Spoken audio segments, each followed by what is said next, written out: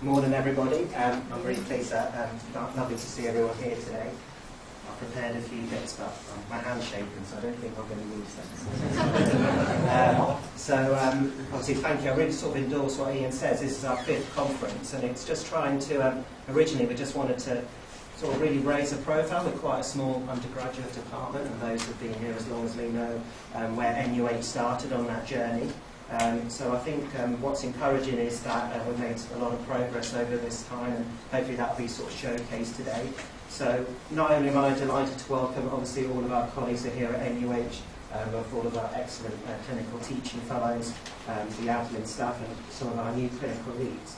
But I think it's really important that I think this year we've managed to get people from Lincoln going to come and present, from Derby. We've got our colleagues from Kingsmill, Sherwood Forest Hospitals doing a workshop.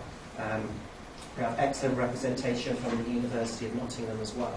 So running workshops and other activities, and Lucy, who's our guest speaker to start with.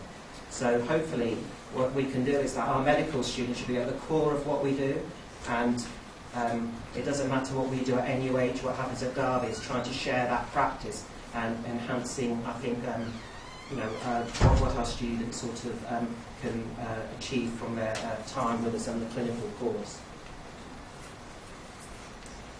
There's a number of student challenges that we're all aware, and I think obviously there's going to be a big, huge, these are just some of those, but it's important that maybe always have those at the forefront of our minds when we're teaching or we're developing courses or innovative ideas. And I think that should be something if people are involved in developing the new curriculum, to make sure maybe we have that in our thoughts both today and also maybe over the next 12 months. Okay? And they're the sort of things that students will tell you about if you speak to them about what those challenges are. But positively, I think today is really all about supporting our, we have supported our medical students. We have thought about those previous challenges that our medical students have. And there's lots of things today about promoting well-being, improving the learning experience, especially in the clinical environment. That's something that a lot of people talk about, getting the students onto the clinical wards. How are we going to do that? So there's lots of work that's happened there. And maybe another thing that, all the innovative things that people are doing, that will be discussed today. But maybe the other thing is we sometimes don't think about is developing yourselves as educators. Sometimes teaching is seen as maybe obviously not the priority, especially in the NHS. So we have some discussions this afternoon around that, and maybe people would share their ideas about how they're developing educators at their sites and put in the expertise that we have, both within all of the trust and also from the University of Nottingham. This is just an example. There's some posters actually around. It's not to show off or anything, but this is what we want to share.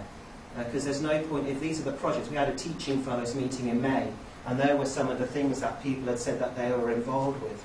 The Smoskeys, for example, that's something that Lincoln has set up, and that they've worked with one of our teaching fellows to develop. So that shows where good practice can take place. And I feel if we can develop these as a small department and share those out, I think that would promote good medical education across the region. We shouldn't just have silos where good things are happening in one place. So hopefully, not only through the talks, but at the break time and things, just to discuss and network with each other is an important part of what today is. And obviously, your programs in your lovely packs. Okay, there we go. Explains maybe who the key people are. So if you're not able to make those contacts today, you'll have those contacts going forward. And then you'll be able to let myself, and you have Lisa's contact details if you need to get in touch with somebody. I also want to welcome our Elaine and Jean, our patient volunteers, who contribute a great deal. And I think it's great that we have patient representation here. They do actually, for our department, I know that must be the case across all the sites. The patients that come in for the teaching make a huge contribution. They wouldn't actually be able to do many of those innovative things without people like Jean and Elaine, who are very kindly here today. I think I've thanked everybody in the first few minutes. So join in, as Ian says, ask questions, and I really hope that you enjoy the day. We're around. If there's any questions at all, we're around.